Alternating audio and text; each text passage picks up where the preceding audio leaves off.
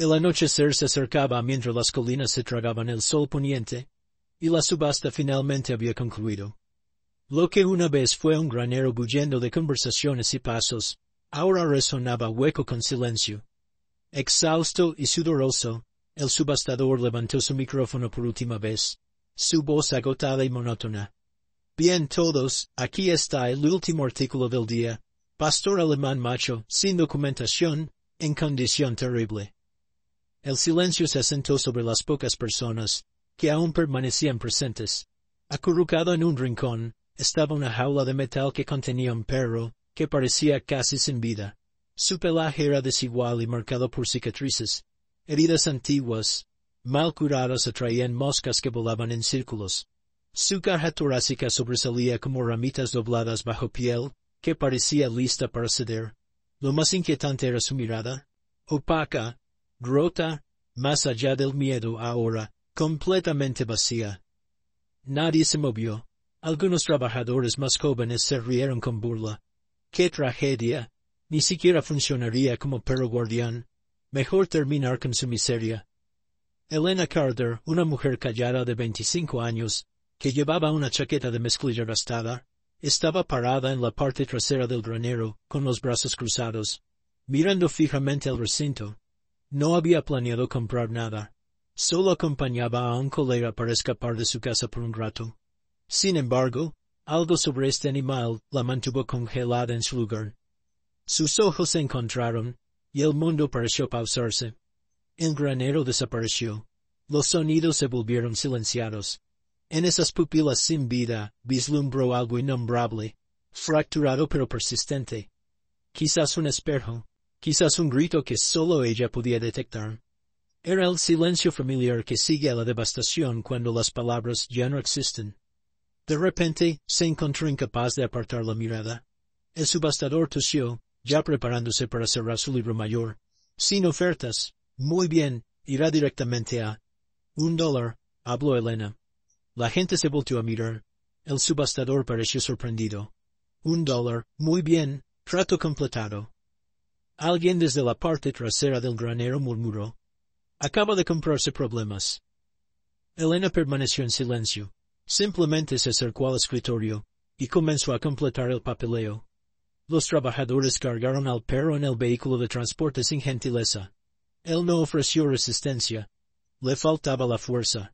Sus patas colgaban inútilmente, como si estuvieran desconectadas de su cuerpo. Una vez puesto abajo, permaneció inmóvil, respirando débil y rápidamente. Un peón que ayudaba con la carga se acercó a Elena, mientras ella estaba parada cerca del camión. —¿Estás segura de esta decisión? —preguntó, su expresión mezclando diversión con compasión. —No sobrevivirá hasta el lunes. Elena no ofreció respuesta. Cuando el motor se encendió y el vehículo comenzó a moverse, se subió al asiento del pasajero. El conductor, otro voluntario de la subasta, la miró con incertidumbre, buscando palabras. El silencio entre ellos se sintió inusualmente opresivo. A mitad del camino de tierra, el perro soltó una tos débil y ronca antes de colapsar completamente hacia un lado. Elena se volteó para mirar por la ventana trasera. A través de las barras de metal del remolque, apenas podía distinguir su cara. Ojos aún abiertos, nublados pero no extinguidos. Algo permanecía dentro de él. Mientras esté mirando, murmuró para sí misma, aún está luchando. Nadie jamás había abogado por él, sin identidad, sin pasado, simplemente otra criatura dañada, destinada a desaparecer. Pero ella entendía lo que significaba perder todo. Lo que se sentía ser invisible en un mundo indiferente. Se volteó hacia adelante otra vez. Juntó sus manos, y no habló más. Al llegar a su tierra esa noche, llegó a una conclusión. Ella sería su último defensor. No por fe en milagros, sino porque él merecía tener a alguien que creyera en su valor. Se detuvo cerca del granero y salió primero. Luego se acercó al remolque, abrió su panel lateral, y se arrodilló junto al perro. Muy bien, susurró, comencemos. Cuidadosamente posicionó un brazo bajo su torso, y otro debajo de sus patas traseras. Pesaba menos de lo esperado. Meramente piel, pelo y cansancio. Su estructura se volvió floja en sus brazos, pero no luchó. Ni siquiera gimió. Lo transportó a través de la breve distancia del patio hasta el pequeño cobertizo detrás del granero, un espacio que había preparado esa mañana como precaución. Lo bajó sobre una toalla limpia extendida en el piso. En el momento en que lo soltó, se desplomó, doblándose en sí mismo como si intentara desaparecer. Llenó un plato con agua fresca, y puso una pequeña cantidad de comida suave cerca. Ignoró ambos, simplemente yaciendo ahí, pecho apenas elevándose, párpados cayendo. Elena no dijo nada. Se sentó con las piernas cruzadas junto a él, espalda contra la pared, escuchando su respiración. Laboriosa pero presente. Humedeció un trapo en agua tibia y gentilmente limpió la saliva seca de su hocico. Luego, como si se dirigiera a alguien distante, susurró: «No mereces este final. No de esta manera». Sus orejas se movieron. La mañana siguiente contactó al doctor Samuels, el veterinario retirado que una vez había rescatado al gatito de su hija. Llegó esa noche con un estuche de madera viejo de suministros médicos, y con pasión cansada en su expresión. Condujo un examen completo, inspeccionando encías, articulaciones, orejas, abdomen. Severamente desnutrido, infecciones por todas partes, murmuró. Sobrevive porque algo dentro se rehúsa a rendirse, pero honestamente, su tiempo es limitado. Elena reconoció esto con una cara ilegible. No necesito que viva mucho tiempo, respondió. Solo necesito que tenga una oportunidad. Los siguientes días pasaron lentamente, casi metódicamente, como volteando páginas en un libro abrumadoramente pesado. Cada mañana Elena se levantaba con el amanecer, antes del cuidado dental, antes del café, antes de pronunciar cualquier palabra a alguien, caminaría descalza al cobertizo. Bruno aún estaría descansando ahí, cabeza baja, cuerpo apretadamente curvado, pero ahora sus ojos seguían sus movimientos. Esto era diferente. Se arrodillaría cerca y hablaría silenciosamente sobre el clima, sobre asuntos triviales. El contenido no importaba. Lo que importaba era la calidad de su voz, suave, confiable. Trató sus heridas con la mezcla salina que el doctor Samuels había proporcionado. Fregó alrededor de la condición de la piel usando un cepillo suave empapado en agua tibia jabonosa. Limpió sus pies, removió la descarga de sus ojos. Aplicó medicamento con el cuidado de alguien que entendía la vulnerabilidad. A veces él retrocedía, usualmente no. En el día 3, lamió su palma. Solo una vez, como un murmullo. Ella no reaccionó. Simplemente descansó su mano en su cabeza, y la mantuvo ahí más tiempo de lo normal. Luego llegó el día 4, abrió la entrada del cobertizo como de costumbre, esperando descubrirlo aún acurrucado en el rincón, pero algo la hizo congelarse, inmóvil en el umbral, respiración suspendida. Bruno estaba erguido, no de manera estable. Sus extremidades temblaban debajo de él como ramas jóvenes de árbol en el viento, pero estaba parado, y su hocico se cernía sobre el plato de comida. Luego, gradualmente, cuidadosamente comenzó a comer. Elena no se movió. Su pecho se contrajo con algo entre asombro y admiración. Su palma se elevó a sus labios. No era simplemente que estuviera consumiendo comida, era que había elegido levantarse para hacerlo, como si en algún lugar profundo en su núcleo hubiera determinado que aún estaba presente. Las lágrimas quemaron sus ojos antes de que pudiera prevenirlas. Observó silenciosamente, temerosa de que cualquier ruido pudiera romper el momento. Y cuando él miró hacia arriba a mitad de la comida, y captó su mirada, lo presenció. Un destello, una llama, un deseo de continuar. Esa noche le trajo comida adicional con polvo de suplemento mezclado. Cuando extendió su mano hacia su cabeza, él presionó contra su palma ligeramente.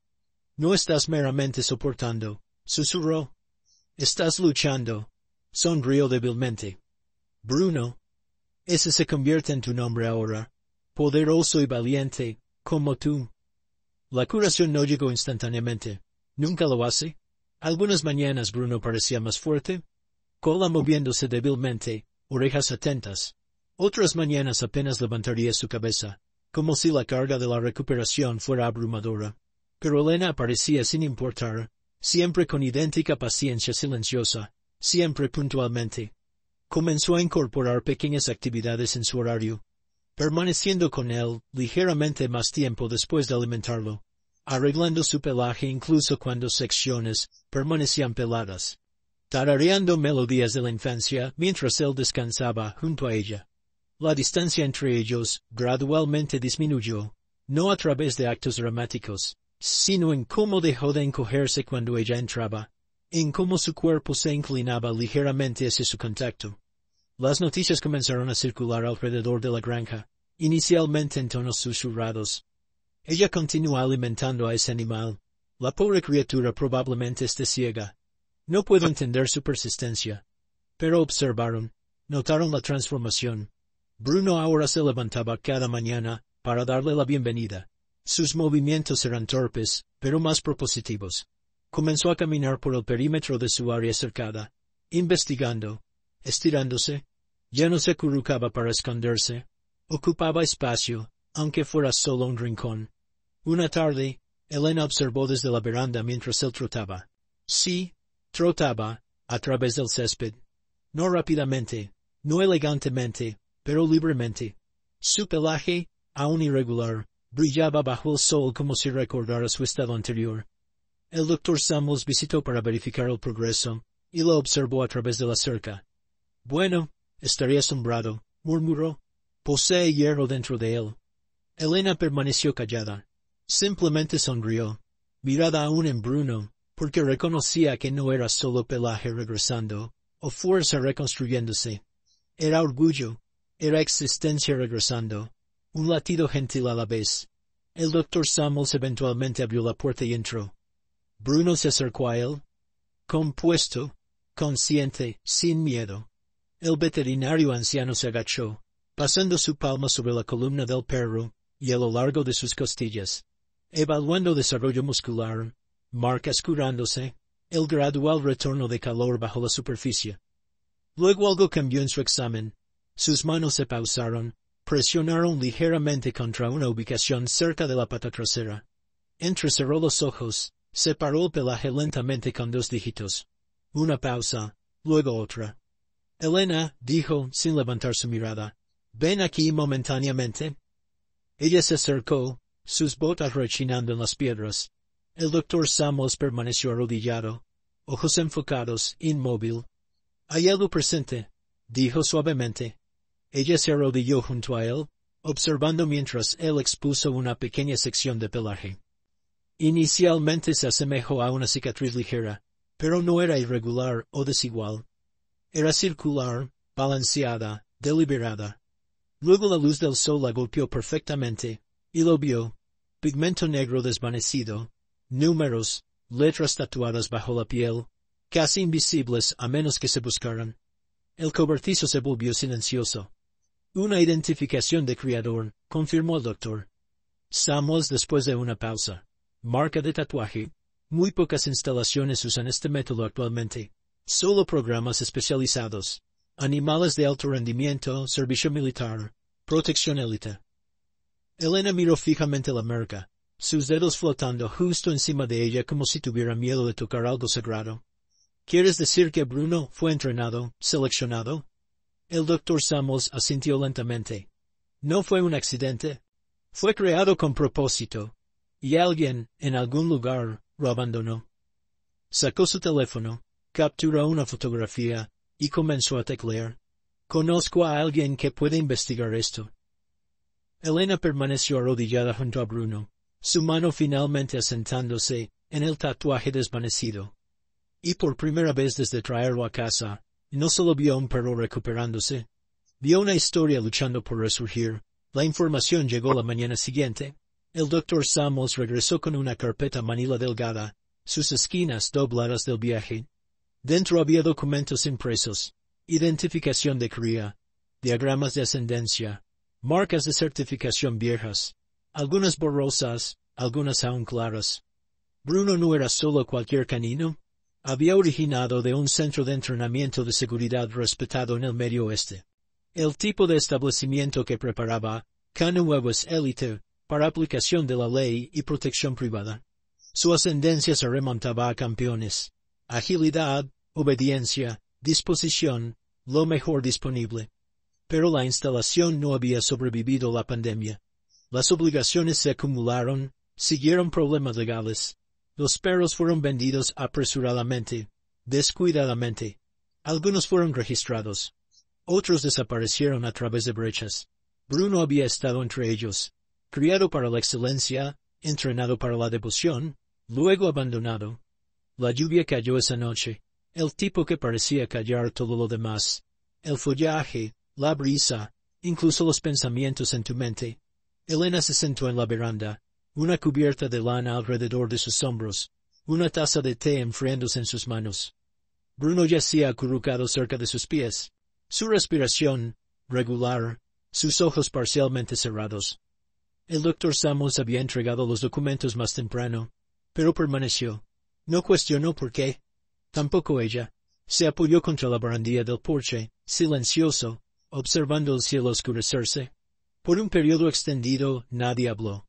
Solo la lluvia lo hizo. Luego silenciosamente dijo, descendió de cría de calidad. Elena asintió, aún mirando hacia el gris. Estaba destinado para cosas diferentes, continuó el doctor. Puedes observarlo en su porte actual. Ella no respondió inmediatamente. Solo movió su mano por la columna de Bruno, dedos viajando lentamente a través del pelaje, ahora espesándose.